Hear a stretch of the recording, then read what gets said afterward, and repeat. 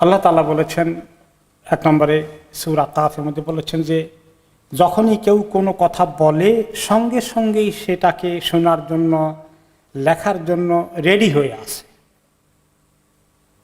কে ready হয়ে আছেন সে কথা আরেক সূরাতে তিনি বলেছেন সম্মানিত লেখক মণ্ডলী কিরামান কাতিবিন, প্রত্যেকটি কথাকে তারা লিখে রাখছে, নোট করে ফেলছে, কোনো কথা তারা মিস করেন না। প্রত্যেকটি কথা, চাই আমি জোক করি, হাসাহাসি করি, একজনেরকে ক্রিটিসাইজ করি অথবা ভালো কথা বলি, প্রত্যেকটি কথাকেই লিখে রাখা হচ্ছে। কাজেই আল্লাহ তাআলা বলেছেন তোমরা যখন লোকদের সঙ্গে কথাবার্তা বলবে কথাগুলো যেন সুন্দর কথা হয়, কথাগুলো যেন ভালো হয়, কথাগুলো বলার তরিকাও যেন ভালো হয়, সুন্দর হয়। এবং রাসূলুল্লাহ সাল্লাল্লাহু আলাইহি সাল্লামকে এক সাহাবী জিজ্ঞেস করলেন, ইয়া রাসূলুল্লাহ, মুআয রাদিয়াল্লাহু আনহু, যে আমাকে কিভাবে কোন আমল জান্নাতে নিয়ে যাবে? কিছু আমল বলার পরে সর্বশেষে তিনি বললেন সবচেয়ে জরুরি হচ্ছে, তিনি নিজের জিহ্বাকে টেনে 2 আঙ্গুল দিয়ে ধরে বের করে বললেন এইটাকে কন্ট্রোল করে রাখো,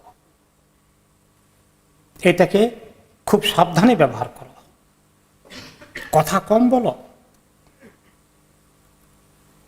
একটা হাদিসে তিনি বলেছেন যে ব্যক্তি কোনো সময় কোনো ব্যক্তি একটি কথা বলে, সে মনে করে আমি একটু বললাম আর কি, এত সিরিয়াসলি নাইনি, কিন্তু এই কথাটা তাকে 70 বছর জাহান্নামের নিচে ফেলে দিতে পারে। একটি কথা, একটি বাক্য কারো ব্যাপারে আপনি জঘন্যভাবে বলেছেন যেটা আপনার জন্য ঠিক ছিল না, তো এখন কথা হিসেব করে বলতে হবে। আমরা কথা বলতে কে কে হিসাব করেছি কোনোদিন, আচ্ছা কয়টা কথা বলবো আজকে? জীবনে তো হিসাব করি। নবী করিম সাল্লাল্লাহু আলাইহি ওয়াসাল্লাম বলেছেন দেখো কথা বেশি বলো না, আল্লাহ তাআলার যিকরের জন্য যদি বেশি বলতে চাও বলতে পারো, আল্লাহর যিকর সংক্রান্ত, তাছাড়া বাকি বিষয়ে কথা কম বলো। আল্লাহ তাআলার যিকর ছাড়া অতিরিক্ত যে কোনো কথা, বেশি কথা মানুষের অন্তরকে কঠিন করে দেবে তিনি বললেন। এবং আল্লাহর থেকে দূরে, বহু দূরে আল্লাহর রহমত থেকে ওই লোকগুলো যাদের অন্তর কঠিন হয়ে থাকে। তাহলে আল্লাহর কাছে আসতে হলে, অন্তরকে নরম করতে হলে প্রয়োজনীয় কথার বাইরে অতিরিক্ত কথা বলা থেকে আমরা বিরত থাকার চেষ্টা করতে হবে। তিনি আরেকটি হাদিসে বলেছেন মানুষের ঈমান ঠিক হয় না যতক্ষণ না তার অন্তরটা ঠিক না হয়, আর অন্তর ঠিক হয় না যতক্ষণ তার জবানটা ঠিক না হয়। তিনি আরেকটি হাদিসে বলেছেন একজন মানুষের সুন্দর ইসলাম, তার ইসলামের ভালো একটা লেভেল হচ্ছে যে তিনি যেটা তার দরকার নাই সেই বিষয়ে কথা বলেন না, সেই বিষয়ে তিনি কনসার্ন হন না। আর কি হাদিসে রাসূলুল্লাহ সাল্লাল্লাহু আলাইহি ওয়াসাল্লাম বলেছেন সেই ব্যক্তি ভালো মুসলিম, প্রকৃত মুসলিম, যার জিহ্বার অনিষ্ট এবং হাতের অনিষ্ট থেকে অন্য মানুষরা নিরাপদ থাকে। আল্লাহ তাআলা আমাদেরকে তৌফিক দান করুন, আমরা যেন সতর্কভাবে আমাদের জবানকে চালাইতে পারি, কথাবার্তা যেটা দরকার সেটা বলি।